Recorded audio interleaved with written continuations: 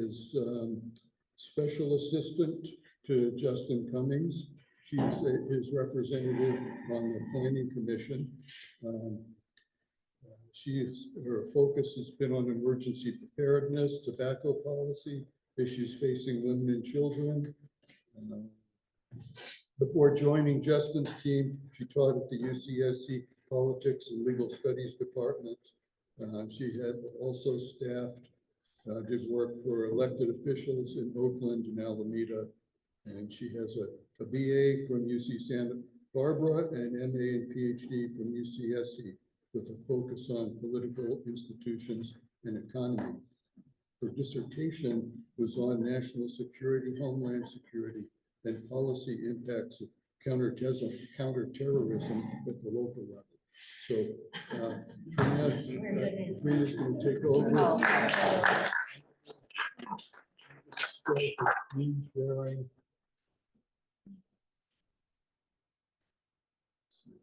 Well, good evening, everyone. How are you doing? It's great to see a lot of you in person and seeing you on Zoom or seeing your emails.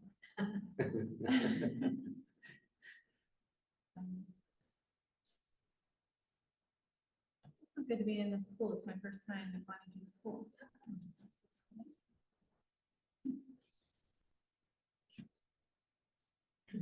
Okay, is that showing up on the screen? Okay, here's the Trina's slides.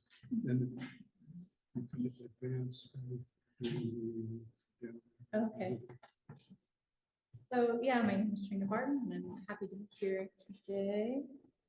So we're going to talk about low impact camping areas. LICAs, call them LICAs. I'll talk about definitions, the LICA timeline, our remaining concerns, and some next steps. So a picture says 1,000 words, of course. Here are some actual LICAs happening in Santa Cruz County.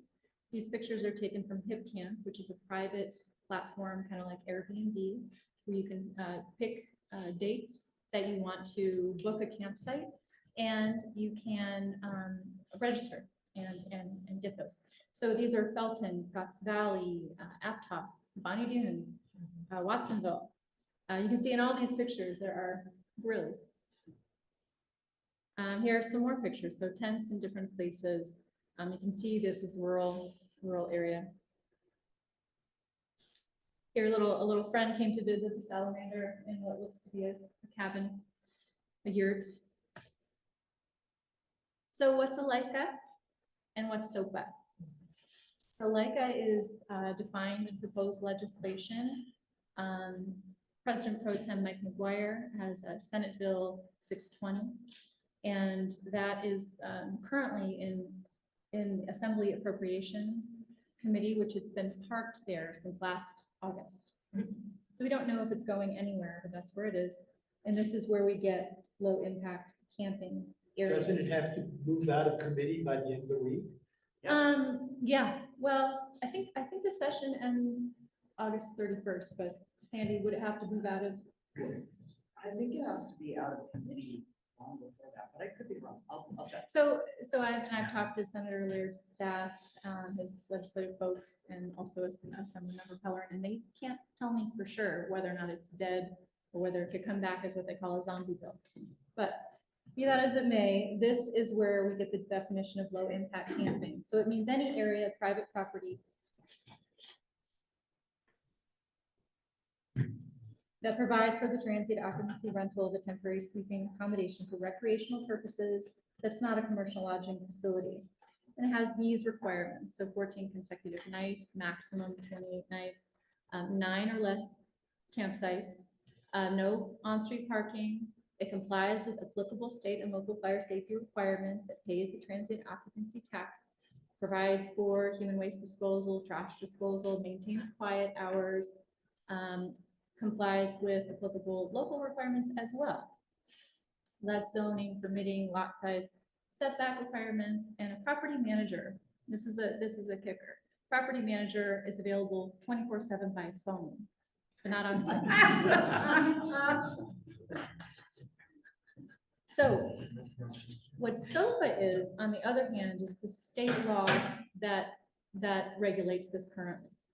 So right now, state law dictates this, and SB 620 would look to remove these kind of campsites, the low impact campgrounds, from SOPA entirely. So special occupancy park is a recreational vehicle park, a temporary recreational vehicle park, incidental camping area, tent camp. And as you can see, SOPA is triggered by 2 or more campsites. So anything with 2 or more campsites is regulated under the state law. And this is a discretionary permit process. So it requires to go through a HCD process. It's a conditional use permit. It requires public hearing, sequel review. Is the camp under SOPA? Well, so technically these kind of campgrounds are regulated under SOPA. So they are. Well, I think they're just kind of the Wild West, right? I think they're just doing their thing. So I'm not, they're right now, How do they not get, how do they define the town? that I don't know. No You have to ask- enforcement. There's no No enforcement. enforcement. So there's, Hip Camp has been instrumental in writing SB 620. They're also working very closely with District 2 staff to write the county ordinance as well. So, Can I county, interject for a second? yes, So as many of you know, Airbnb, those are kind of, Hipcamp is the company where if you have one of these types of campsites, you register with them, and then they're the ones who advertise and. You register there. With So Hipcamp. Hipcamp is the Airbnb of this type. So they're not making decisions, state or local. I think we're gonna hear more. from Kate. Is TOT being collected from these sites? Two. Todd. is No, collected. Todd, no, I don't right. believe it is. I would recommend letting her get through the These presentation. are all great questions, right? There's a lot of moving parts here and a lot that we're still learning. So the county LICA ordinance, county defines it in the ordinance draft currently as a small scale, low intensity campground rented out for a short term. It mirrors much of the language of SB 620, a maximum of 14 consecutive nights per camper. All of this, no on-street parking, no campfires, although now cook stoves are okay. No on-site manager required. Generators are allowed between 10 and 8. And these campgrounds are allowed in high fire severity zones. That slide didn't come through, but this is our county code continued. So these are some more details of the county code. The county ordinance is being proposed. So there are density requirements. There's a maximum of 1 campsite per acre. Within these zoning districts only. There's some setbacks that are provided from adjacent property lines, coastal bluffs, on-site residence, agricultural activity, etc. It requires a county code change. So currently there is a discretionary review process for these kinds of campgrounds. And so it would require a change to a ministerial one. So we'll remove it from that. And then of course, that brings us to the environmental clearance process. So this was added recently in the last, for the last planning commission meeting. And this, I had trouble the idea that there was inadequate sequel review. That was problematic for us. So they put in this environmental clearance process. I asked staff to walk us through exactly what that would look like on the ground. And so this was what staff provided, that an applicant fills out a clearance form, a zoning clearance form. The applicant includes what they know about their property and the site. The staff reviews the site, not in person, but using GIS software. And they go through various layers from, the GIS, and they would look at biotic reserves, water resources, land use, including agricultural, archaeological resources, and existing conservation easements. So staff can either clear it at that point or flag it. And if it gets flagged, environmental staff would then go out to the site, and staff might require a biotic report or suggest mitigations. And then it gets kicked up to an administrative use permit process. And that staff said is a little bit discretionary, but it's abbreviated still. Staff could determine at that point if mitigations would work, or they could determine that a full CEQA analysis would be required at that point. So this clearance process, again, it's still ministerial. It provides a little more environmental review, but to me, it didn't seem sufficient. So just wanted to flag that. It just kind of as a really brief little recap here. So for SOPA, for the Special Occupancy Park Act, the current state law, it allows one campsite before that the county can regulate before SOPA is triggered. So the county can currently regulate one campsite with 4 guests. That's it. If SB 620 passes, then we'd be able to regulate 9 campsites per campground with a total of 36. So 4 folks per campsite. County LICA mirrors that, but we provide it has to be a 5-acre minimum parcel. So if you think about. Hard time hearing, but are you saying that on SOPA and SB 620 that there's no parcel size, that it could be up 1 acre or None less? indicated, yeah, I haven't seen any That's for that. crazy. So, but if we think about the number of, let's say, potential campsites or campgrounds, I should say. So if there are 1,300, there are 1,300 parcels that could qualify for this because they're 5 acres or greater and they're in rural areas, then that would be 11,700 campsites. So if you times that by 4 campers, that's 46,800 campers per day. Now, a lot of them won't qualify, you know, so cut that in half to 650 parcels, let's say. So you get 650 parcels. They have this campground. That's still 23,400 campers per day. And there's traffic related to that, right? And this can be RVs. This could be folks pulling a trailer, yurt, setting up a yurt. So it's not just, you know, tent campers. So just a really, really quick little thing there. This kind of looks funny on here, but Mac to PC. So this is kind of just the little timeline that we've this is the process we've followed so far. The Board of Supervisors in November of last year saw a conceptual description of this, and I believe it was Justin pulled it off consent. It had been on consent. So he asked for more information, pulled it off consent. They had a discussion. They asked Parks and Planning to draft an ordinance, have it come before planning. So it came before planning on the 20th, but it wasn't a real hearing. They kind of throw this around as if it was heard. It really wasn't. So it was, staff had requested it be continued because it was on the agenda. Some folks spoke on it, and one of the commissioners kind of started to open it, but they closed it right away because staff had requested it be continued. Right? So that wasn't a full hearing on the 20th. So on March 13th, we had this conversation at the Planning Commission. Some major concerns, were raised, particularly around fire safety. That's a huge one. And since there's no CEQA analysis, we wouldn't be able to have this looked at cumulatively. I was concerned about an initial study being done so that we could look at the full, project with a capital P and think about fire safety in that analysis. Anyway, so Planning Commission met on the 13th. It was unanimous. One person had stepped out. So, but all 4 of us voted to deny this and provided suggestions. Turns out we can't deny things.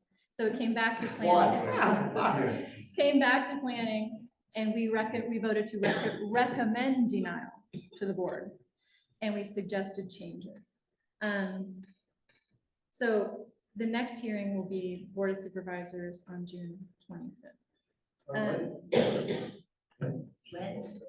June 25th, the last one there. Is that open to the public? Yes, absolutely, and please jot that down. And the public will have an opportunity to comment. That's right. We will share the details and let you all know Put yourself on that email list if you're not, and you'll receive information from the RBDA. Does it matter what the public says? Depending on what the might say? I mean, does anybody really care? that the board supervisors know what we say? Absolutely. It's changed the tenor and the direction of the planning commission, I can tell you that much. And I can speak to that. One of the things that provides us with support is when people show up to the meetings and when people call in and when people write letters. I would say the most impactful is when people are there present, because when you get up and say how it's gonna impact your property or it's gonna impact your community, and you're sitting in that audience and you're looking us in the eye, it really makes us think about what we've just heard from people and, you know, our response to their concerns. If nobody shows up and it's just me sitting there saying, the people in my community really care about this, and it's like, really, there's nobody here. Nobody called in, nobody wrote a letter. And so that's when they say, well, it seems like it's just you because you don't have anybody behind you actually backing up what you're saying. And before I go, I just want to say, I hope there's some money put in their budget for police and sheriff to come out, because there's gonna be a lot of. No, actually, the state bill will require the county to enforce quiet hours. And the state bill specifically says no funding will be provided. So we have the one office. We have the So one if office. you- I'd love to hear her. So basically, the state is running the show. the state regulates these kind of campgrounds currently. But they're trying to pass a law to exempt these to pull these kind of campgrounds out of the jurisdiction of the state on some level, and allow counties to regulate, to provide an overview and a general parameter, the 9 campsites, so they define 9 campsites, 36 guests, those kind of things, and then counties can provide more detail and regulate. What will the population increase potentially be for Bonny? Okay, this will have to be the last question before Trina finishes. Okay. And otherwise, we're gonna either be here till 10 Got it. or not be able to hear all the speakers. I'm gonna wrap up pretty quickly, but I just wanted to point out, we do have some remaining concerns, obviously, around fire safety, in particular. Some of the suggestions that I've talked about with fellow commissioners and the public, and other folks are, limiting further the, allowable, zone districts, right? Limiting that down much further. Limiting to areas outside the very high and high fire severity zones, right? That would really cut down the number of parcels that could do this. And also require a fire clearance from the fire departments and the fire council perhaps. And anyone who's trying to rebuild knows a fire clearance is tough to get, and it should be in some ways, and particularly for this. It has to do with roadways and access and things like that the fire department would need. So those are some things, particularly around environmental review, and we touched on enforcement, and you're right, this would be an unfunded mandate, and it would require the sheriff and fire department to enforce things like fire safety regulations and noise, et cetera, which we know we don't have the resources. But particularly on CEQA, definitely still have an issue about the inadequate analysis here of the project. The exemptions that staff invokes they invoke the common sense exemption. So the common sense exemption applies if it can be seen with certainty that there is no possibility that the activity may have a significant impact on the environment. A lead agency's determination that the common sense exemption applies must be supported with factual evidence. So, however, what staff has provided us is that the project is exempt from CEQA because the ordinance builds in protective environmental regulations, the environmental clearance process that I mentioned, and that there are no actual LICA proposals to analyze. in that we're talking about future camping areas. So they're saying because they don't have a permit before them, then it's somehow exempt, right? However, we know from CEQA guidelines that a project with a capital P means the whole of an action.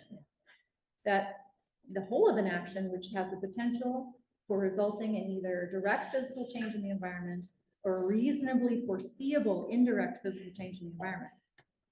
So basically, by deferring the environmental review through this environmental clearance process that I mentioned, a per permit evaluation, so it'd be per permit, segmenting it up, the county's piecemealing or segmenting the project by dividing it up and evaluating each of those separately, rather than looking at the whole of the project and the cumulative impacts there. And some of those issues, again, are around fire safety. So the environmental clearance process only looks at biotic resources and biotic concerns. It does not look at endangered species, threatened species, or wildfire, the potential for wildfire, whether it's cumulatively or individually, for that matter. So those are some of our major concerns. Dave wrote an op-ed that recommends these, wait until this is allowed by state law, evaluate it thoughtfully, conduct a proper CEQA analysis, exclude high fire areas, prohibit generators, consider separating farm stays. We couldn't agree more. We couldn't agree more. And this is absolutely what I've spoken about at the Planning Commission. This is what Justin has spoken about and will speak about at the board. And then, of course, next steps. This is a call to action. So if you have concerns about this, reach out to your contacts. Write letters to the Board of Supervisors. Lobby the supervisors. We need 3 votes, right, to change this. Encourage letters from fire-wise communities and fire officials. Send letters to Senator Lear, to Assemblymember Pellerin, and Senator McGuire, author of SB 620, that you oppose it or have real concerns. And advocate farm stays. I think farm stays could be a good alternative to this. This is land that's already developed. It's already been through environmental analysis. It already has setbacks of 200 feet built in. There are roadways where fire can get there. So working agricultural lands, that could be, now the ordinance would have to be reworked for that. But it could be, an alternative. It could be a good way for what we've also been told is that some low-income farmers are trying to, are struggling to stay on their property, and this is a way to have income. So perhaps that's a compromise or a way to move forward with this. And with that, that's all I got. Thank you very much. Thank you.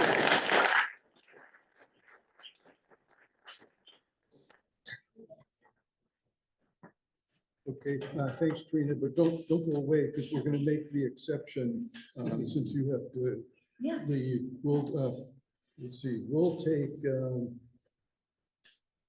5 to 10 minutes of questions, and we'll skip the cards for this one, and then we'll do the cards for the following speakers. And I will say that I'm not gonna have the answers to all of your questions, right? This is a moving, very dynamic process.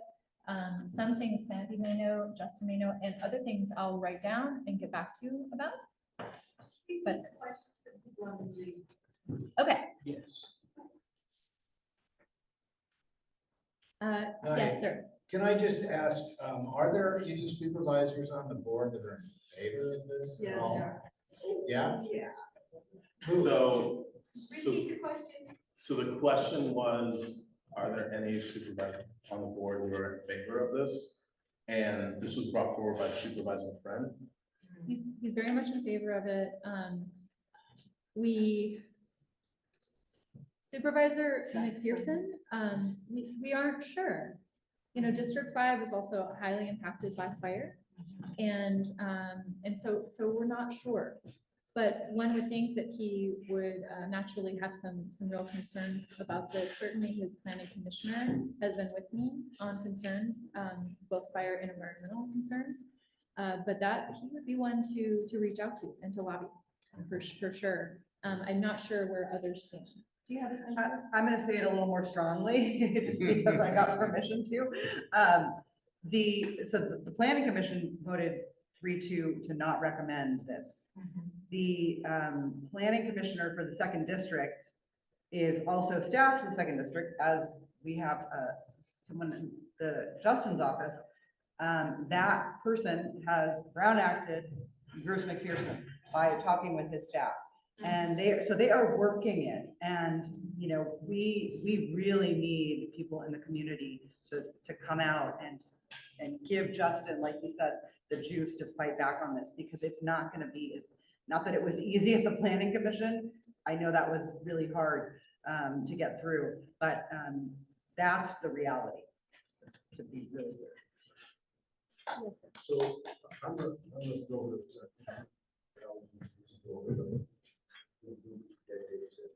I'm having a real hard time understanding why, if I'm living in the coastal zone, it takes me longer to get a permit than to build a building. And I have to go to the coastal commission and flow tests, all this stuff. And you're increasing the density in an area where we've been thrown out of insurance coverage because of high fire danger. And you're gonna potentially double or triple the population on a temporary basis. It's nuts. So I can speak to that well, since I'm the Central Coast representative of the California Coastal Commission, which is that within the, I'll move over here so we can mind. So within the coastal zone, there still has to be an update to our local coastal program in order for people to get coastal development permits. So, but I think the concern is that if this goes through, there's nothing stopping it from then going through that process. It will be controversial then, but I think one of the concerns that I have that I'm going to raise, because I know how much this is how problematic this is for people in this district, is the fact that people are losing their fire insurance. Yeah. Why would we then pass something that says we're going to allow for people to be in these areas unmanaged and camp, and that ultimately many more people will start losing their insurance because now there's a higher threat and higher risk of fire within these already high fire prone areas. So that's something that I'm going to bring up as well, because it doesn't make any sense. Everybody who sleeps in my house or goes to the bathroom has a sprinkler in the room. Are there gonna be sprinklers at every bedside here? No, we're gonna have 10 or 15 or 20,000 gallons of water stored at this place. Kathy has a question. Oh, don't worry. Don't worry. Yes, thank you very much. That was a great overview, answered a lot of my questions. Thank you, Justin, for coming up as well. If the state bill dies in committee, does that remove the threat of this ordinance? Or so how much energy should we invest there and trying to stop it there? And it was really, yeah, so that's my. Well, it, you know, certainly could come back in a different form, and, but also this ordinance is written in such a way that if the bill does not pass, that the county can still regulate Lycos of one campsite. So it'd be campgrounds with one campsite allowing 4 people. Why they would want to do that, I don't know. I don't know who would want to do that, but maybe. Follow-up questions. What is your assessment of the rationale for pushing this? So that we can address those, you know, just sort of objectively. I don't know. I mean, this is, when I was speaking to representatives of HIP Camp, they mentioned that Supervisor Friend had seen a presentation at CSAC, and that they had, you know, he had liked it, and HIP Camp had either reached out to him or he had reached out to HIP Camp. They couldn't remember which. And so that started the ball rolling on this. They were already working with McGuire on the bill. So there was this synergy with District 2 and HIP Camp, and I'm curious whether there's any liability angle. right. Well, you know, I thought of that. So they obviously are a private company. They're looking to expand their footprint worldwide. Actually, they're international. This certainly would remove some liability because counties would be on hook for enforcement and things like that. So it certainly is in their business interest for sure. Yeah. Yes, sir. And they're proposing managers who are accessible 24 hours, 7 days a week by phone. Correct. In an area where there's no cell phone. And they're not requiring landlines. to be there. I Right. think they're looking at the parallel universe that I'm not familiar with. Could I just I ask absolutely one agree. more follow-up question? I'm trying to get a handle on this idea that there is already this organization called HipCamp, Right. who is flying under the radar, no enforcement in place. People are renting out these spaces on their property. We have one officer from the sheriff's department for the entire North Coast area. How do you figure that there's going to be any regulation or any enforcement of any value if this thing is allowed to pursue? Because it seems like right now, county can't even manage the illegal campsites that are Right. already out there. That's right. We're Right. being So how advertised. could any supervisor be for this? According to just that blown friend, away. once the ordinance goes through and you people who live in the mountains get used to it, this is what he said to me. Zach? Zach said this, yes, and they will all sign up for this and start paying TOT, which they are not paying now and not being supervised now. My question to him was, and why would they do that when they've been flying under the radar, the county's aware of it and not enforcing it? Because they will. So this is your call to action, because at one of the two previous hearings, the opponents of this proposed ordinance were way outnumbered by people who were in favor of it. So it seems like it might seem ludicrous to you or us, but this thing really might happen. And there are people, you can go online and read the letters from the people in favor of this about how they could pay their mortgage on their farm by having people stay there. And so there's a big lobby in favor of this. There's an And incentive. you can't count on rationality to carry what's going to happen. A number of us that I know of wrote letters, sent things to the Board of Supervisors, to the Planning Commission. Our letters were not included in that packet, not a one of them. It was all, I love Hip Camp, it's so much fun. Marcia makes lovely muffins. Could we please do this? Yeah, what happened to our letters? Well, if they went the last day, It They wasn't, didn't. we did it right after the March 13th meeting. They just weren't there. Our letters were posted on the planning commission. If you go to the previous letter, it's posted, it's up there. All the new letters, because I was there reviewing, in the chambers, were only the newest things that have been submitted. And most of the people are for having a camp and camping. And there are many commissioners and supervisors that are for, and if it's a majority rules, we will lose. Because There's one commissioner that's looking to loosen it, to reduce it to 3-acre persons and reduce, make the requirements far looser. So definitely, and that's Manu's commissioner. So definitely there's a need for action and advocacy here in the community. So certainly, yeah, yes. Yeah, over the years, I've been on the county. A couple of things really stand out on this issue. And I don't for clarification. Eric, can you come, the people on Zoom won't hear you. I was hoping.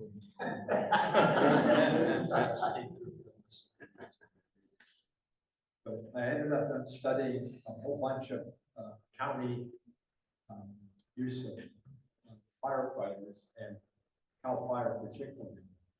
And you look at the entire state, the counties that have been brought up a bunch of times, pretty disciplined. We aren't disciplined. This county fell far, far below a competent response to the fire we had 3 or 4 years ago. There's no doubt about it. It's clearly clear and the information is all there. I don't hear that happening, that there was a failure.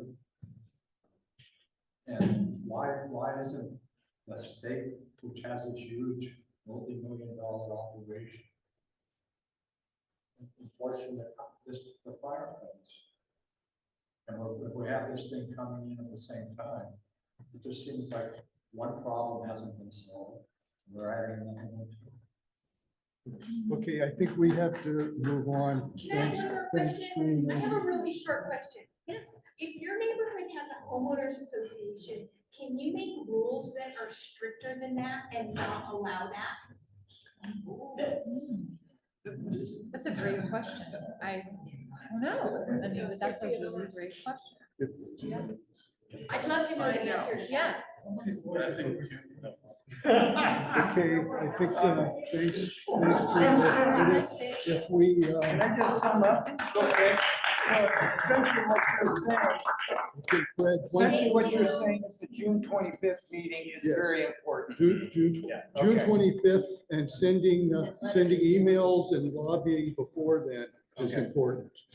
And, okay, so we have another four speakers, I think. If we have a half hour each, we'll be here till 10:30. So the speakers, each of the speakers was told in advance, they had 5 to 10 minutes. So we'll hold to that. If you have questions or comments, write them on the cards and we'll work through them at the end of all the speakers. There are two things that I wanted to add here. The RBDA presentation that we're gonna talk a little bit. Our RBDA board voted to spend our funds to hire an environmental attorney to send a letter to the county disputing their CEQA exemption. And we have a couple of generous donors who have volunteered to start seed fund for a lawsuit if necessary. So we hope it doesn't come to that, but I can get the sense of the audience that you're not in favor of this. And for our last resort, if it comes to that, RBDA is prepared to take action. Okay, Susan Mason is going to talk about fire. Susan has a 20-year history in the firefighting business. And I forget all the different details, but she's going to tell about her. Okay, I'm also on the board of directors of the Fire Safe Council, and I run our neighborhood, Pine Ridge neighborhood, Firewise neighborhood. 20 years of going to fire and medical calls, it becomes very apparent the boo-boos that people can get themselves into. I've seen 20 years of various boo-boos. So that's kind of going to give a little bit of background to my remarks. I was a little bit taken aback when the process that Trina showed said, well, the first step is we do a GIS review. GIS doesn't tell you what the conditions are like on the ground. Is this in Redwoods with the duck clearly swept away? Or is this in the middle of Chaparral on a southwest aspect on a slope and you can just smell the dry vegetation? A site visit would be mandatory to find out whether this is even safe. These are people coming from the city. Do they know not to park their car on top of dry grass? Yes, I can tell you about the incidents. I think it went to 8 acres. Propane appliances are not totally safe. There are mishaps. I won't go into that, that's PTSD, but the propane can cause trouble. Vehicles can cause trouble. Generators a little bit of a can of worms that way, people slopping gasoline around. I'm just wondering about water. even the Davy Tree guys have to have an Indian back pump and a tool for catching wildfires if they, have a spark or whatever. Why wouldn't there have to be a charged garden hose handy? Now, the rules say no bonfires. Who's going to enforce that? Public safety. Somebody has a medical emergency and there's no cell service and no Wi-Fi. And who knows, how are they supposed to find their site manager? People from out of the area, they don't even know where to go to find help. Not savvy to the risks at all. So I think, vegetation models, if a property can't get insurance or property is having the insurance not renewed, is that a viable, safe property to have campers on? No. Okay. Has anybody looked up Harvest Host? Harvest Host is the farm camping. A friend of mine and I looked up sites thinking, oh, this would be kind of fun. Notable that Santa Cruz County had none. It's kind of like the glamorous Walmart, take your RV there and park. I'm almost taken back by the speed of this process when the bill is still not out of committee.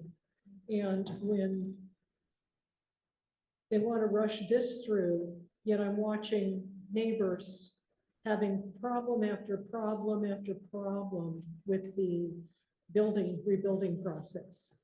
It just seems to me very mean-spirited, and it seems just wrong. So with the 20-minute response to a lot of the properties up here by fire service for medical or fire, you could get a pretty big mess going before you get there. I just think that it's pretty naive to say that there's unlikely to be any consequences. Any environmental impact report done would clearly show that it's not a negative declaration. I'm just kind of astounded at that and the speed at which they want to go for this. How come the county isn't looking into trying to encourage some actual campgrounds, managed campgrounds with proper sanitation, proper rules, proper oversight? If you looked at any of the sites that have camps on them now, what do they do for sanitation? Has anybody looked? Portaloos are pretty expensive. I don't know what you'd have to charge to, anyway. Hey, my name is Doug Banks. I've been at Hip Camp Place since 2021. What I do for sanitation, it's called the Banks Latrine. It's a 5-gallon bucket, a snap-on toilet seat, and a bag that goes over it. Yeah, well, I can't see city people dealing with that. Let me finish this. Our cameras Actually, I thought we have were to getting keep off all their question. trash. I thought we weren't having questions during the speakers. Or comments either for that. And I've never had a problem with a camper leaving trash, not using. Okay, you're willing to use That's how we do it. Leave your comments on the cards. Yeah, this was about taking your own portable loo. Yeah, some people are savvy with that, but a lot of people aren't, and they would like to have something on site. Now, self-contained trailers, that takes care of that problem, but I'm just looking at the tent camping going, wow, I don't think I'd want to be renting a portaloo at what they cost. You'd have to rent an awful lot of spaces. What about bad weather? What are you going to do with people if we get high winds? Hip Camp's got $1 million policy. That kind of concerns me. Any idea what it costs for a fire response, particularly if aircraft is launched? $1 million is nowhere near enough to cover something like that. I just am worried about the ability to not call and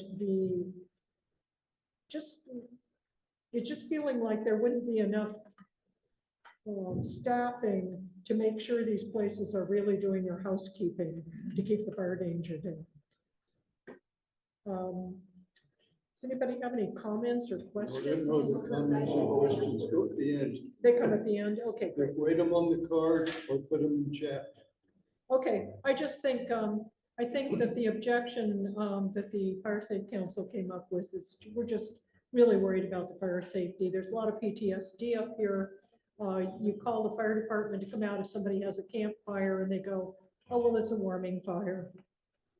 And, you know, who takes care of that issue? So anyway, that's just our remarks on, I think I've covered all the worries here. But certain vegetation models are just You not. just started all the worries. Thank you. I'm going to follow up with a few slides about fire. This is a slide from Scientific American, published in 2023, and they reported that recreation was the largest cause of wildfire in California. In fact, from 2000 to 2022, human recreational activities in California sparked nearly 5,000 wildfires, resulting in almost 900,000 acres burned. Let's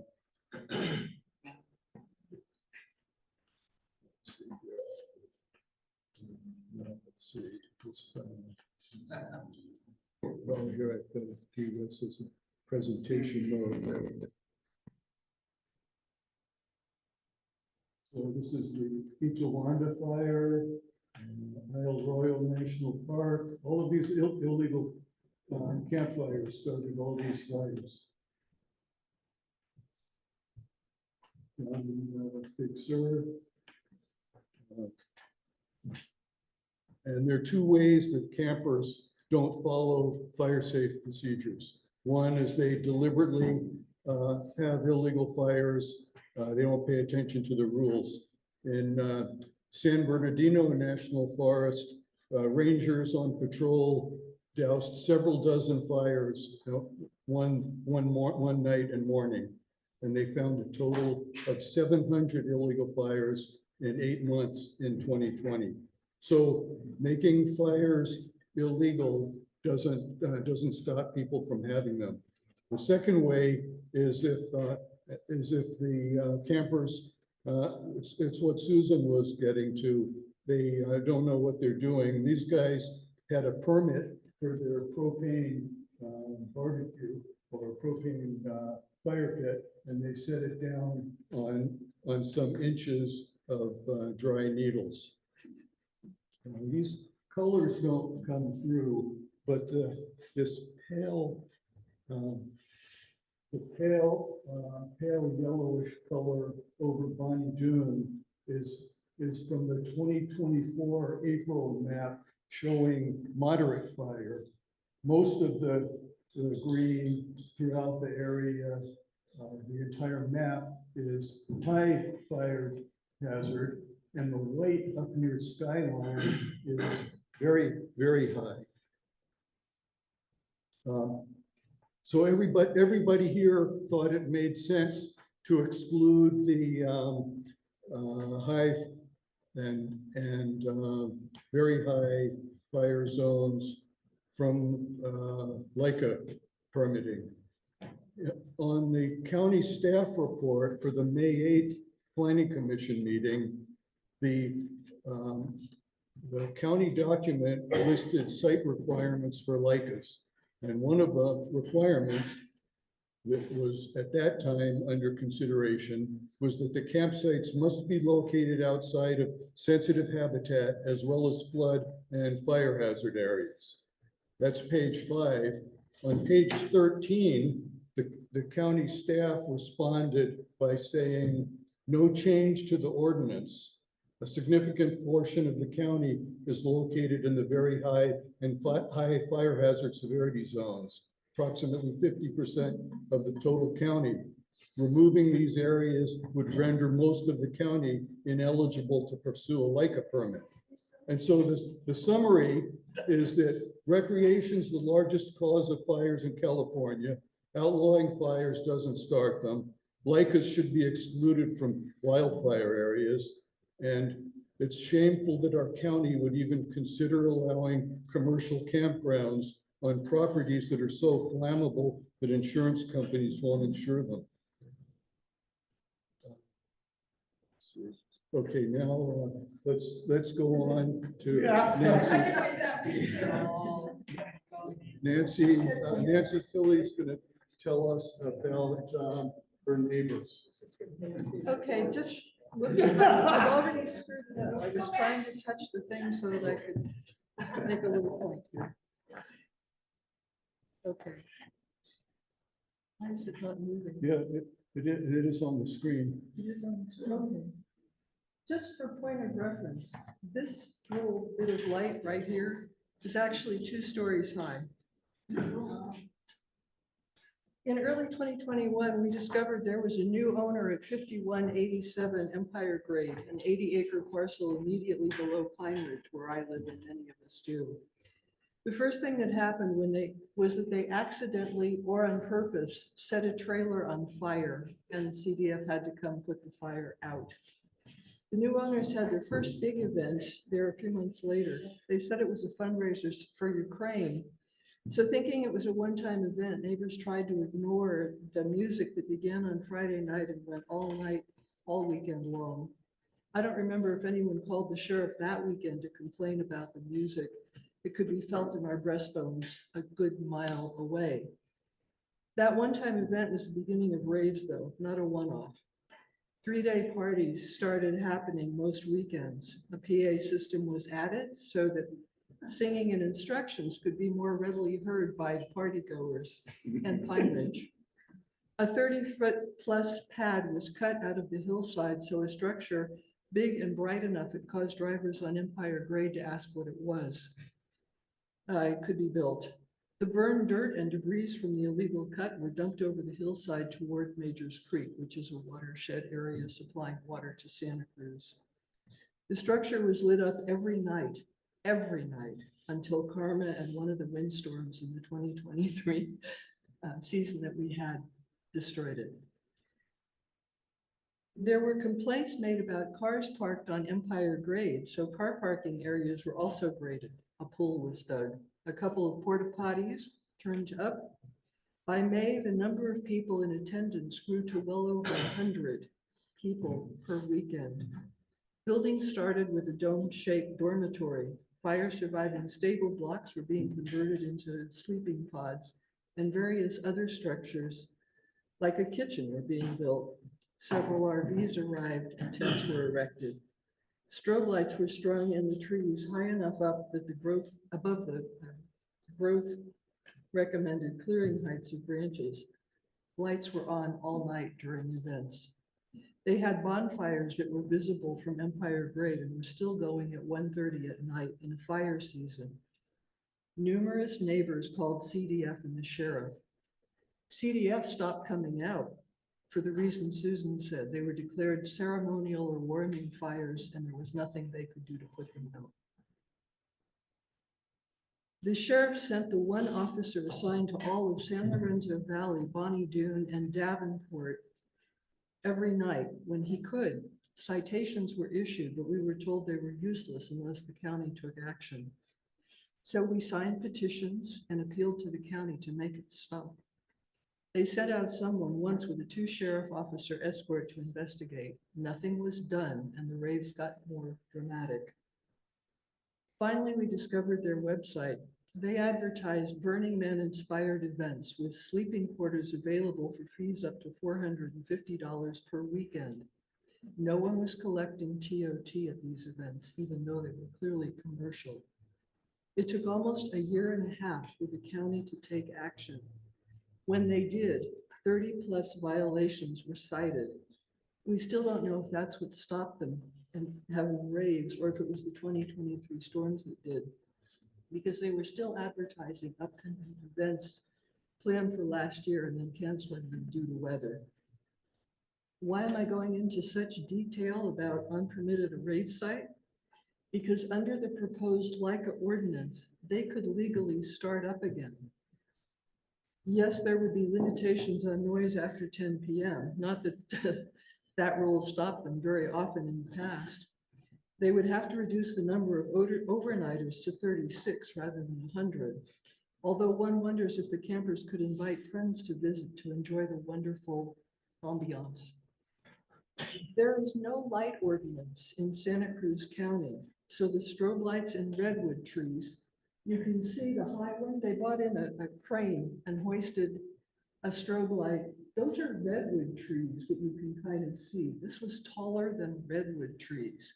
There were lights everywhere. Nothing could be done to stop that. Oftentimes when the sheriff came out, they weren't allowed to come in. They were told they didn't have a search warrant and therefore they weren't allowed onto the property to tell them to stop doing what they were doing.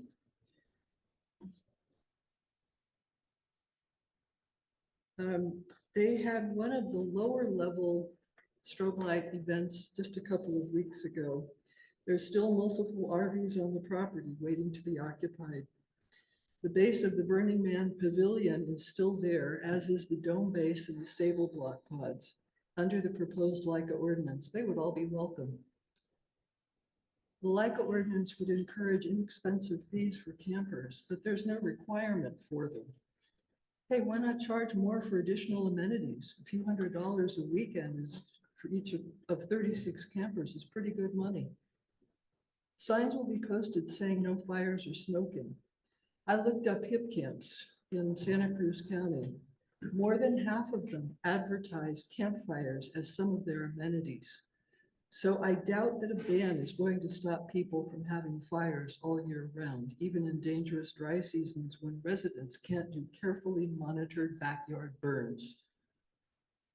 Did I mention that under this ordinance, there would be no on-site requirements for water to put out non-existent fires that accidentally got out of hand? The fire marshal turned up at the March 13th Planning Commission and recommended that there be 10,000 gallons of water, which is required for anybody rebuilding. The staff said that was too restrictive and that was not included in the ordinance. If I can find hip camps, so can the county. I asked if they were aware of these unpermitted sites and was told the county only responds if there are complaints. Believe me, we tried. Nothing was done to help us. The proposed LICA ordinance says repeat violations will result in sites being shut down. How many warnings will they get? The county is excited about collecting TOT, the transient occupancy tax. But if you talk to the tax collector, it's unclear whether or not TOT can be collected on non-permanent structures, such as tents and RVs. So maybe not. It suggested we call the sheriff or fire if there are problems. I think the magical TOT collected should be used in part to hire a LICA manager we could call who would be available 24/7 to handle issues, not an overworked deputy sheriff or fire respondent who may or may not come. So that's my little speech, but I just wanted to let you know, some of you know I live in Pine Ridge at the end of Azalea Lane. Pine Ridge used to have 90 houses before the fire. We're down quite a few. I believe my property falls under this ordinance because it's 38 acres. Under the ordinance as recommended or as written or proposed, assuming I took a month off every year, I could have over 3,000 RVs come to my property every year. Or I could have 36 campers in a variety of ways, 10 in a clump, whatever, as long as they didn't exceed 36. That would mean that over 12,000 guests could come just to my property in the course of a year. If 1% of those people make mistakes, aren't cooperative, start fires, do whatever, that's over 120 necessary calls for help. And the county can't handle that and won't handle that. This has got to be fought like crazy. So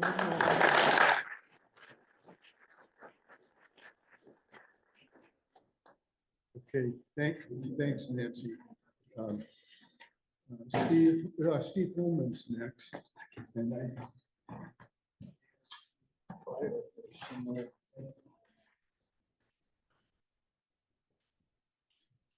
Just leave that picture up because I like it. I could see it from my house. maybe I don't have your bio. I'll do it. Okay. So I'm gonna do my bio. So my wife, Chris, and I have lived in Pine Ridge for 44 years. Then there was a fire, so we lived elsewhere for 22 months. Well, we got another 10 months back in Bonny Doon, and now we're back at our house for the last 2 years. So yay, and thanks for everybody who helped. Nancy is our rear neighbor. We don't have 38 acres, but we're looking forward to seeing how many people she could pack in there and how many fires she could get 200 going. feet away from your house. Yeah, yeah. So now with after the fire, we can see her house and she could see our house. I'm just joking. So first of all, I want to thank everybody in Pine Ridge and the Bonnywood, McCammon neighborhood that signed the petition went to the county that said, hey, we can't have this in our backyard. This isn't legal. And they slowly got their enforcement mechanisms going, and they brought the people to a public hearing where they had to sign an agreement and under threat of almost $10,000 fine if they ever do this again. And then also they were told they would be in Superior Court if they did it again. So the county was slow to get going, but it did get going and it did happen. The zoning investigator was Marcus Mendez, and I think he did an okay job. So I'm glad this isn't there anymore. It's much nicer now, but it could change any They're still weekend. there. They're It could ready to change go any back weekend. up. The previous owner lived there with a couple of horses and a dog and by himself and had a 2-bedroom house, and he didn't do this kind of He stuff. had trailers, but everybody was really low. Yeah. So I want to say the LICA is not a low impact anything. It's just low regulation camping. And I start out by asking, did the planners at 701 Ocean Street forget that we lost 900 houses on 657 properties in the North Coast, Bonny Doon, and San Lorenzo Valley only 3 years ago? We do not need additional fire danger in our forests. We all know this. Who will be able to get fire insurance when a hip camp can pop up almost anywhere, increasing the fire danger? No one will be insurable. The state and county have plenty of laws pertaining to campgrounds, and I used to work for 3 different counties, so I know about them. And I also worked for 15 years as a consultant in environmental health matters.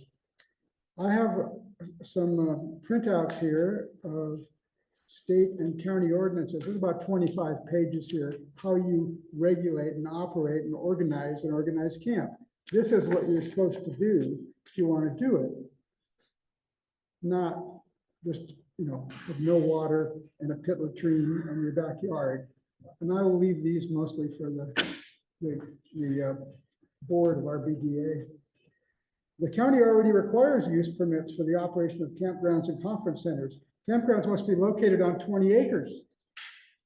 You can't have it on anything less than 20 acres unless it already existed before the ordinance was adopted years ago. Why would we want to change this logical provision? What's the benefit to us? Nothing. There are state of California laws under the Health and Safety Code, Title 17 of the California Code of Regulation, Title 19 of the California Fire Code, numerous codes under the State Building Standards Code that all regulate camping and organized camping at camps. Why do we think we can just exempt ourselves from the state laws and have a little county ordinance that's going to make this groovy? I don't think the county council is doing his job, because he should be advising the board. It's crazy. It's crazy talk. And also, I think if we can either stall this thing from getting out of the legislature so that it never gets out of committee before January, and if we can either sue the county or convince the county to stall things, Jack Friend will be out of office and we can put this thing to rest. My next comment is the County Environmental Health Service has local and state laws regarding solid waste management, sewer disposal, food preparation safety, water supply, site supervision, swimming areas, and emergency medical planning. You have to have an emergency medical plan for people that camp at your campground. Why would we not want to do these things for these casual campers? They're basically an unregulated campgrounds. Why would local residents favor the idea of amending or repealing all of these 25 pages of state laws and county ordinances It's just to turn something that's basically an Airbnb type industry into something that might become unsupervised partying and hell raising in the woods with loud music, fires, bright lights, generators, and all with an easy to get ministerial permit. It still is crazy talking. Nancy has the picture to prove it. The impetus for this type of law has come from one state legislator trying to make it easier for large agricultural landowners to circumvent farm labor housing laws by allowing agricultural workers to camp out when harvesting fruits and vegetables. Why would we want to undo a half century of progress in making farm labor housing become safe and habitable? Why would we want to increase the fire danger to our almost uninsurable homes? We wouldn't, we don't. There's a reason that the local fire chiefs and fire marshals do not favor this proposal. They remember the difficulties they experienced in the 2008 Martin fire, the 2009 Lockheed to Swanton fire, and the 2020 CGU fire. Having 100 little campsites in Bonny Doon, many with illegal fires or other ignition sources like, surprise, propane to flame, would be a lot like having hundreds of lightning strikes. We don't really need to go through that again. So that's kind of what I wanted to share with you is I think we can defeat this, but we should be prepared to take this to court. We should be prepared to put some money into this. It's like when the RBDA sued UCSC a decade ago. We might need to do this again. I guess that's it. Thank you.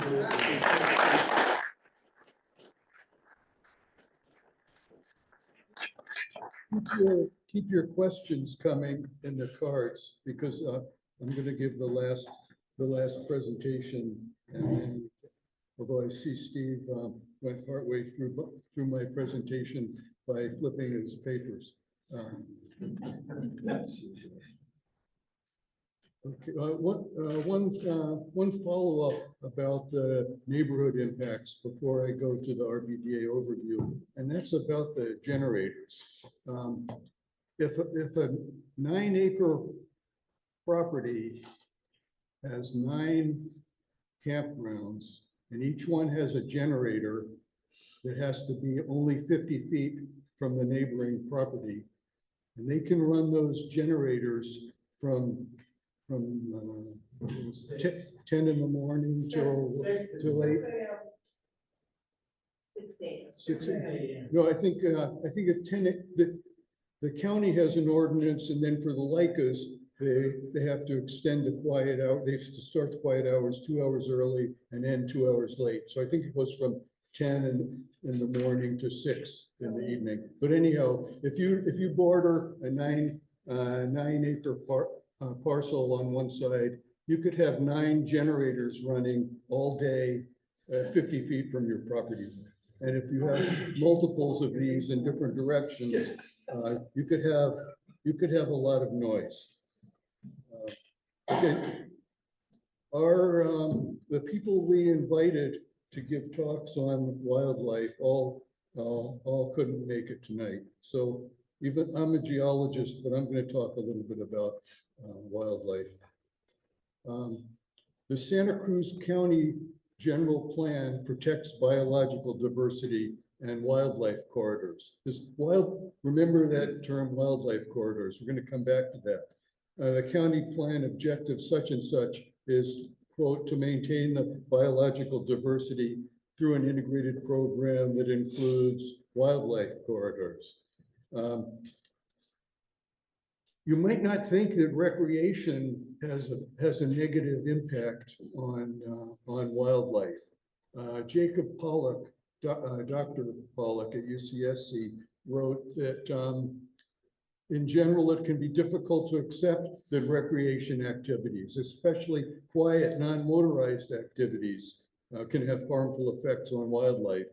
But he went on to say, in recent years, researchers have found evidence that a variety of these activities can have detrimental effects, and he has his references cited there. And for example, Chris Wilmer's Puma project found that when pumas hear human voices and know that people are around, they will curtail some of their activities within 2,000 feet. They'll abandon their kills. they'll kill twice as many deer just so they don't have to go back where people are. They won't build their dens within 600 meters, 2,000 feet of where they can hear voices.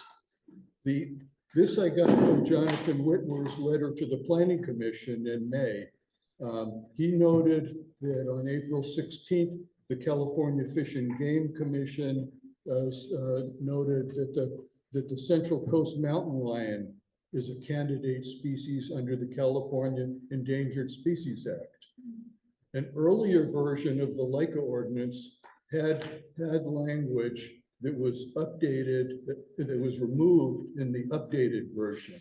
The language that was removed said, quote, the proposed disturbance area of a Leica shall not be located within habitat for protected species identified as candidate. Well, the state identified that species of mountain lion as a candidate. Okay, now considering the wildlife corridors. The next two slides that I'm going to show are maps. This first one was prepared by the Nature Conservancy, and the second one was prepared by Sempervirens.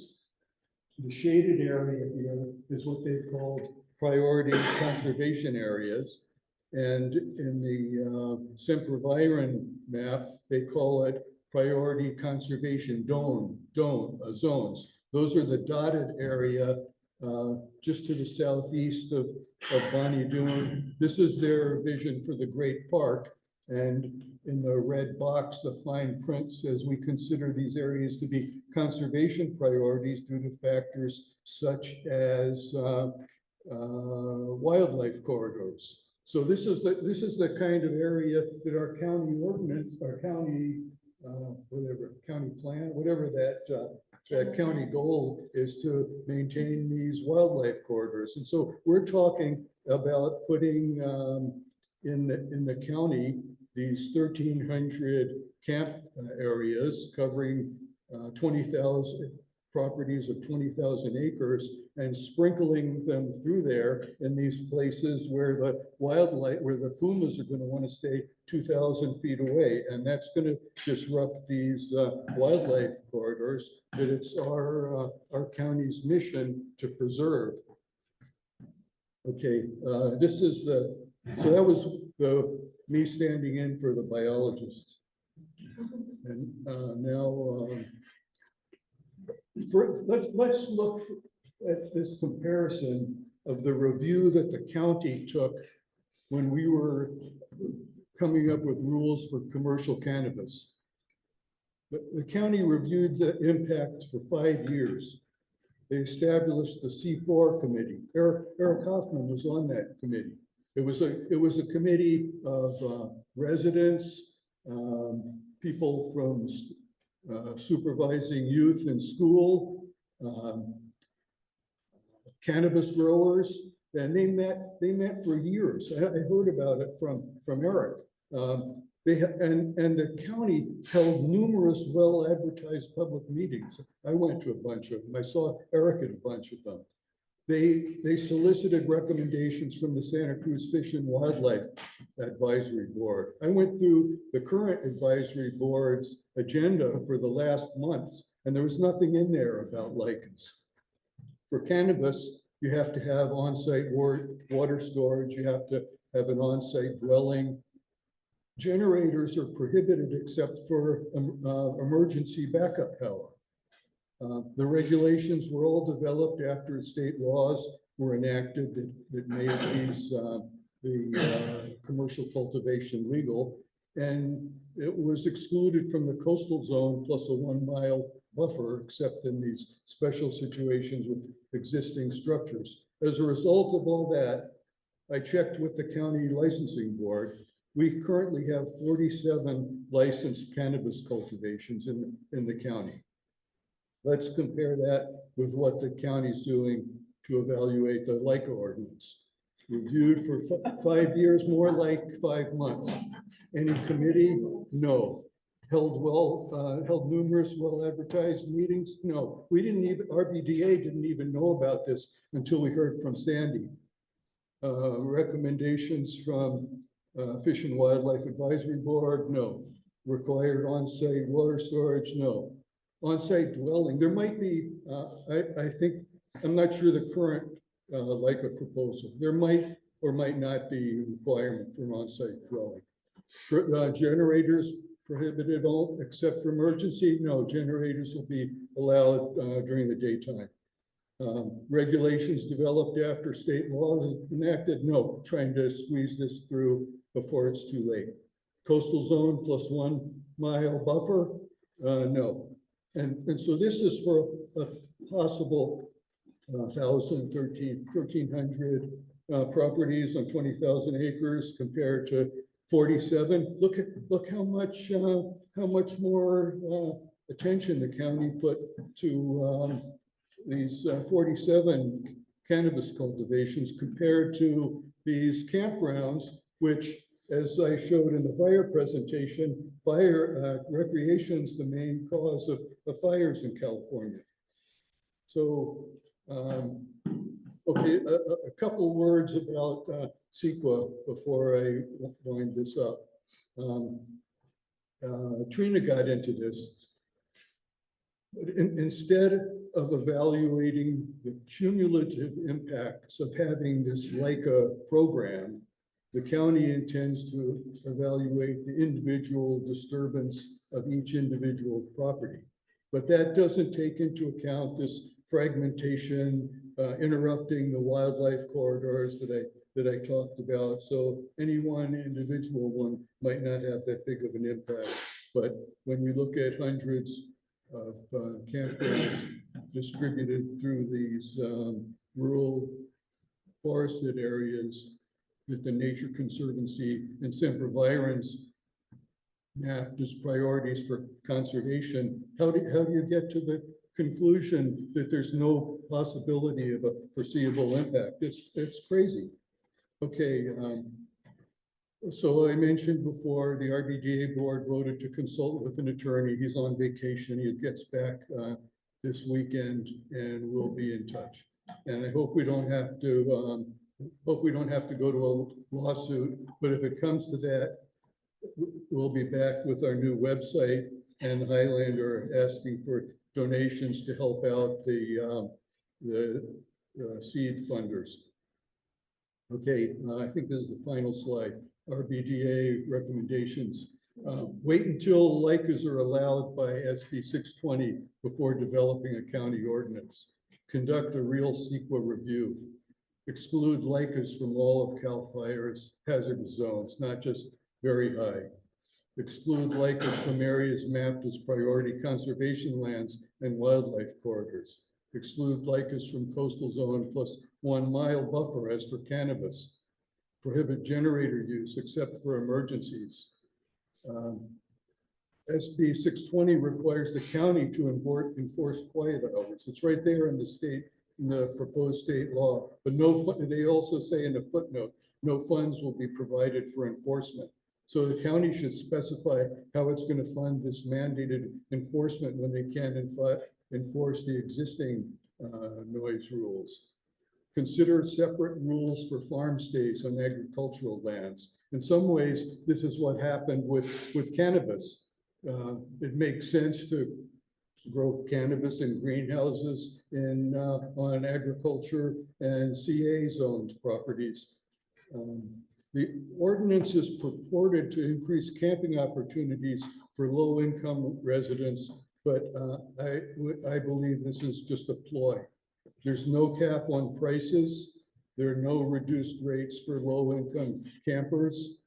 And in fact, the campsite requirements favor motorhomes or trailers with self-contained toilet facilities because they're exempt from sanitary requirements.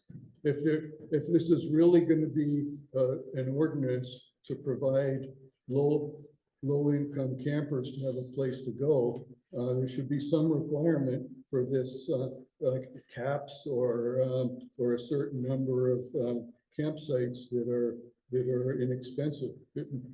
The proposals to include things like that in the revised ordinance were rejected by staff. Okay, what can you do? You heard before from Trina, the proposed like ordinance is on the agenda for the Board of Supervisors meeting on June 25th. They have the authority to vote and approve this ordinance at that meeting.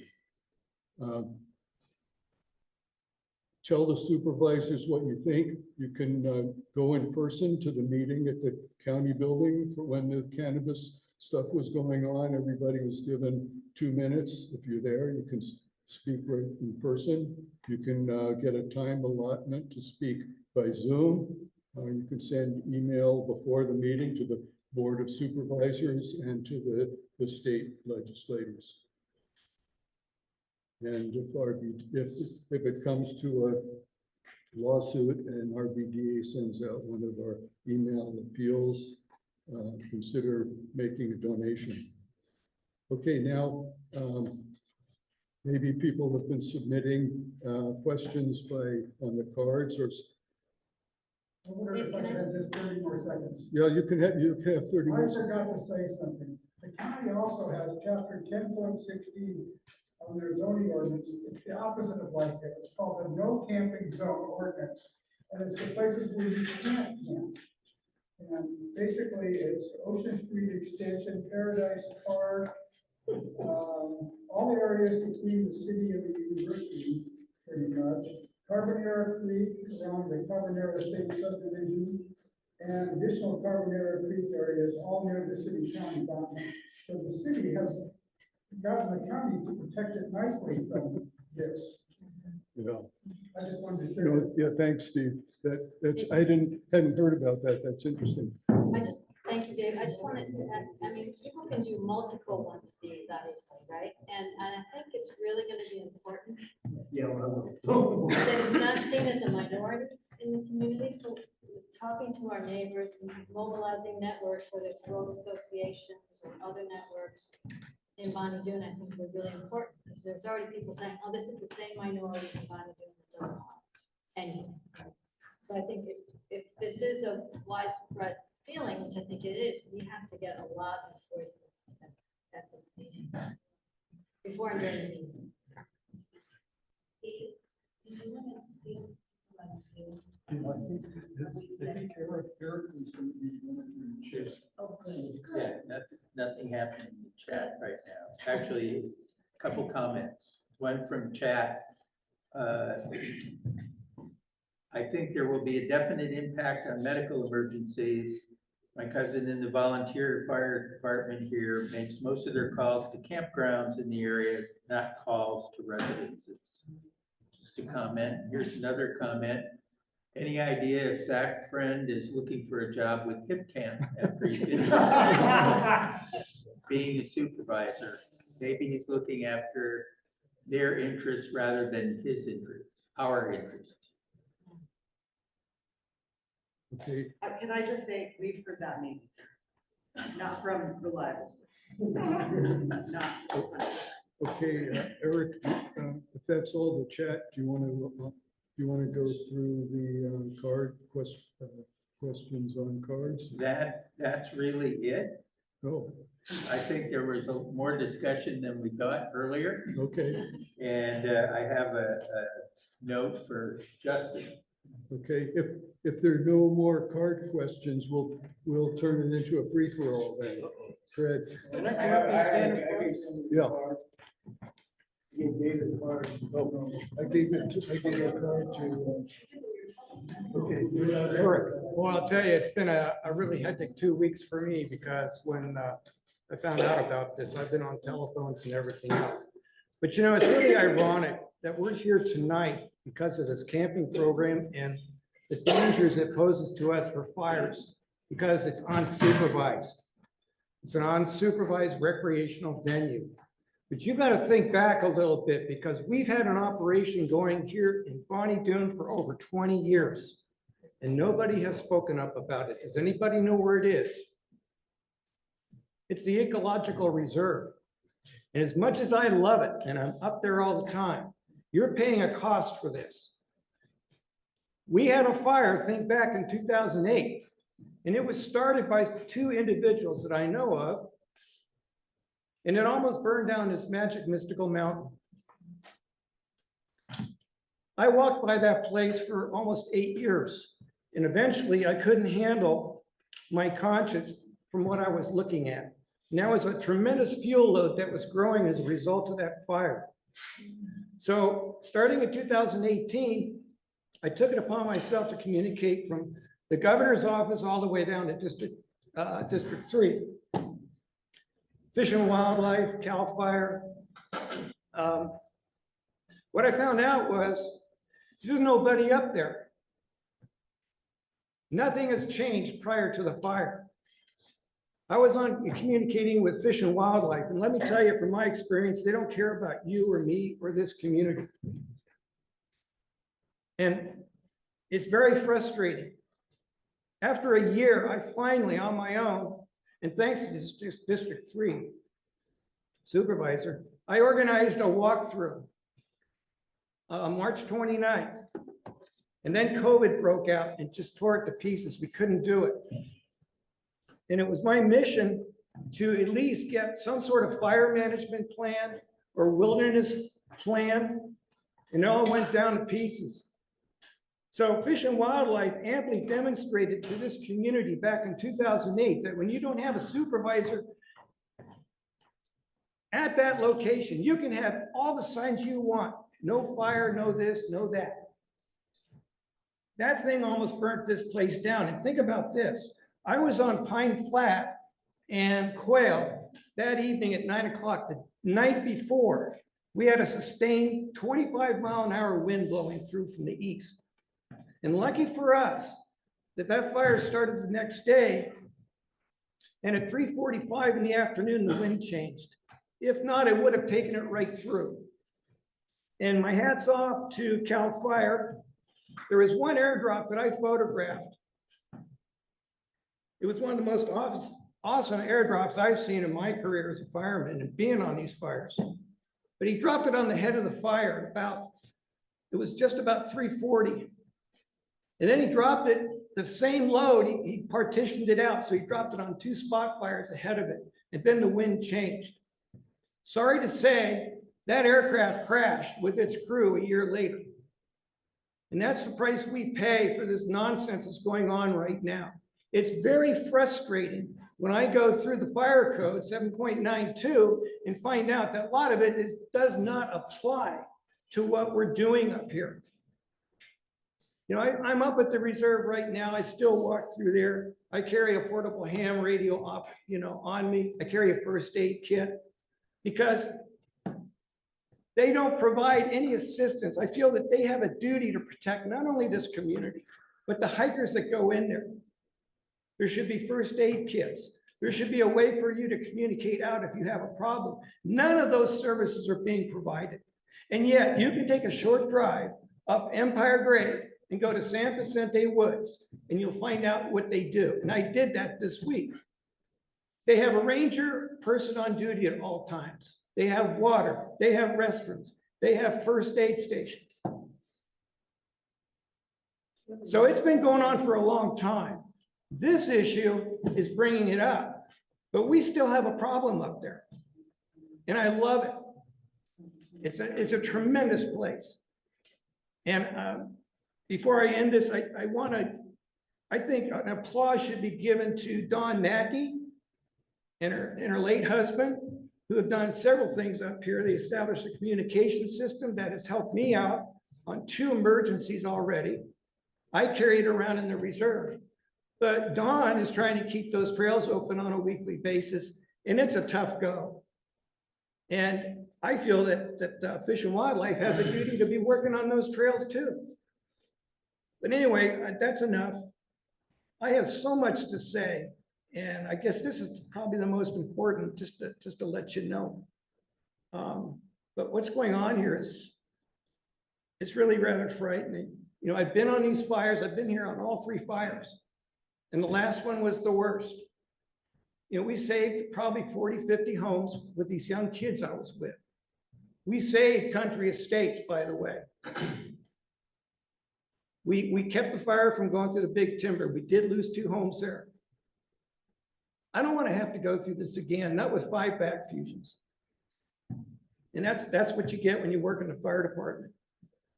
I don't want to be on these things again. So it's very frustrating. What I hear tonight is worse than what I suspected. You know, I went through 2 weeks. I've been on telephones. I've been, you know, calling a insurance commissioner's office, calling insurance companies to find out what's the impact of all these campers, how it's going to affect you and I when we're losing our homeowners insurance. I lost mine. It cost me $10,000 just for fire. So if you've got somebody who's going to set up a camping ground, they're going to get their policy canceled, and so are you, because you're right there. And let me tell you, when I talked to these insurance companies this week, and, you know, it took me half a day with the insurance commissioner to get, you know, some form of communication established. They know what's going on. They're not dumb. They do risk assessments all the time. They're following SB 620, and they're following every county that's considering enacting an ordinance like what's going on right now. And if you think your rates are going to go up or not go up, or if you think your insurance policy is not going to be canceled, well, the word I get is the likelihood it's will. And the point I want to make tonight is we caused the fires, and Dave brought it out really good. 90% plus of all fires are caused by you and I. And Smokey the Bear was right. Only you can prevent fires, and Paul knows it. You can have all the signs in the world, but when you bring people in, we do it. And like 5,000 fires are in the recreational areas. So, you know, you can outlaw fire pits and all this sort of stuff, but just the fact that our people are in there unsupervised. So I walk by the reserve, I'm in there and I see what's going on. So anyway, that's all I got to say.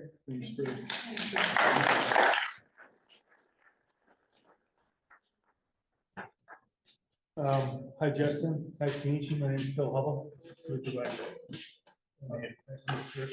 I went to the planning meeting. Sat through most all of it. Not a lot of you people were there, but that's okay. You know, Mr. Justin, how long have you been living in Santa Cruz County? Since 2007. 2007. See, I've been here since I was like that big. Okay. I grew up White Elk Creek when it wasn't owned by the state park. It was both owned by the McLeans. I've seen Costanoa put up in San Mateo County. That's the way things are supposed to be done. Really like the way they did that. White Elk Creek, except for the fires burning it out, up until the fires, was a pristine, untouched wilderness. Magnificent. Scotts Creek's like that too. Santa Cruz County gets their water by tapping in off all the creeks going into town. I've been fighting against commercialization in this community since I was a little kid, because that's what it's all about. It's about money. Okay, we have some of the richest people in the county living up here now in my neighborhood. The old timers are gone and the money's coming in. And so, you know, I've had to constantly battle RBDA. I'm glad we're able to meet now because the pandemic, we couldn't talk. Okay, and stop me if I go too long. But I like to talk about what's real. Okay, what's really going on? What's really going on is this area is overpopulated. You can see it. Okay, Santa Cruz, when I was a kid, was a nice, quaint town. No druggies, no camping, none of the BS you see when you go to Costco. We haven't solved any problems and created problems. That's what we do. We look the other way. Okay, that's what we do. Because of money. Property is too valuable to help the homeless. The commercialization in Santa Cruz, the buildings going up, they're for lease. You can't buy them. Corporations own them. It's not just here, it's everywhere. The whole Bay Area. Okay, this is about money. People making money for their own individual profit over the rural integrity of our community. And you know what? I get fired up about it. You can see it. Okay, because I love sitting in my backyard and not having to listen to parties at the winery every weekend with live music because we made them play no amplified music. Because the owner of the property finally realized, hey, I got something special here. Stop chopping on the community. By the way, during the fires, I was out saving his brother's house, person I battle with in my own community because of money. And he looked at me and went, whoa, whoa. So we have to figure this stuff out, folks. Okay? We're creating problems. We're not solving problems.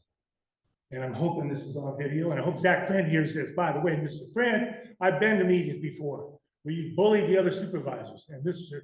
Cummings, I please hope that you don't let him do that to you, because I saw him bully Mr. McPherson, and I was brought up, you don't disrespect older people. He disrespected that man. Okay? He's not a good person. What he's trying to do is placate the money. Now, this community, we do have people with money, and I hope they hear me too, because they have lots of influence if they want to get involved. That's all I have to say. And thank you for doing what you did. Thank you. Okay, we're winding down. I guess we're done. That's it. That's it. Oh, Justin. One last thing. Yeah. I just want to thank all of you for all the comments tonight.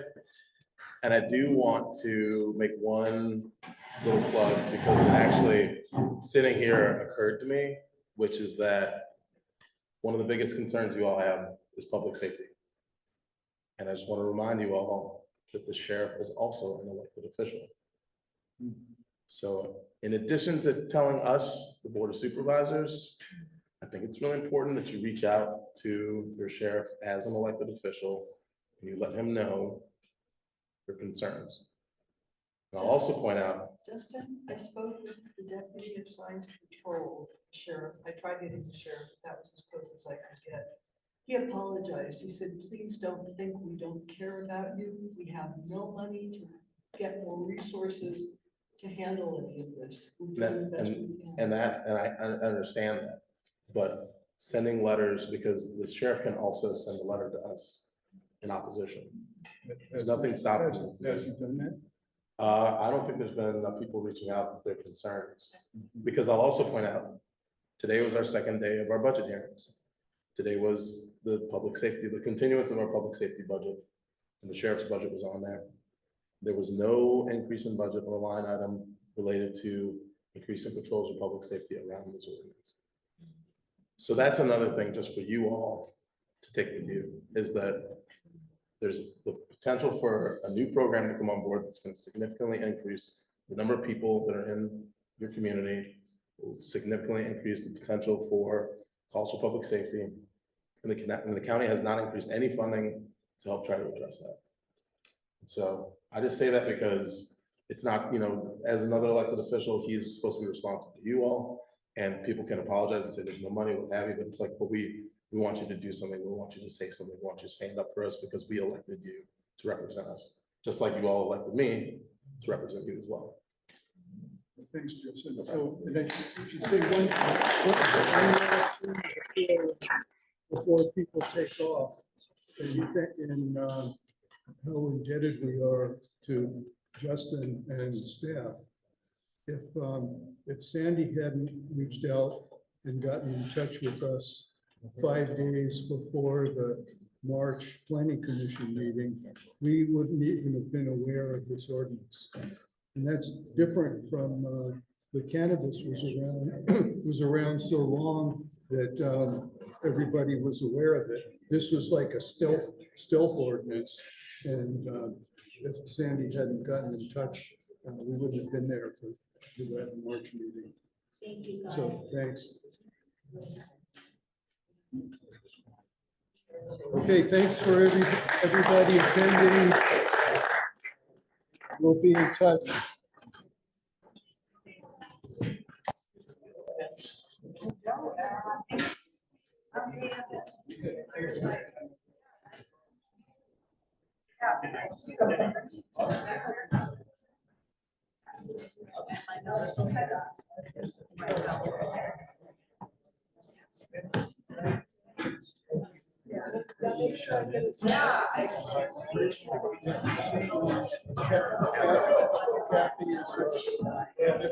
Yeah, thank you.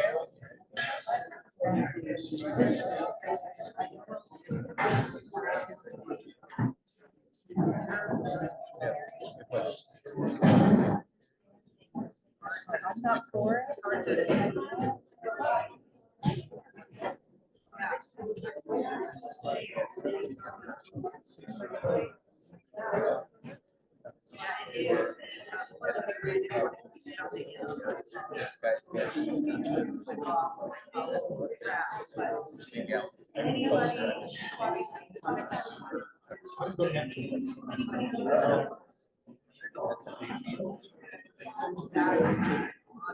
Yeah, I don't understand.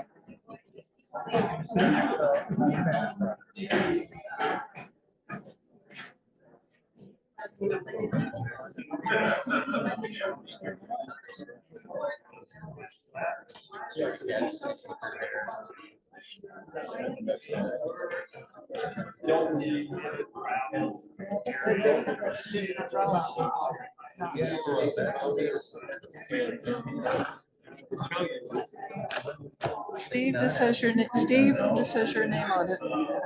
And I am not ashamed of my position, and I'm willing to jump right on there. And I have no problem. So give me a call. And your name is Nancy? Huh? Nancy Tillian. Yeah.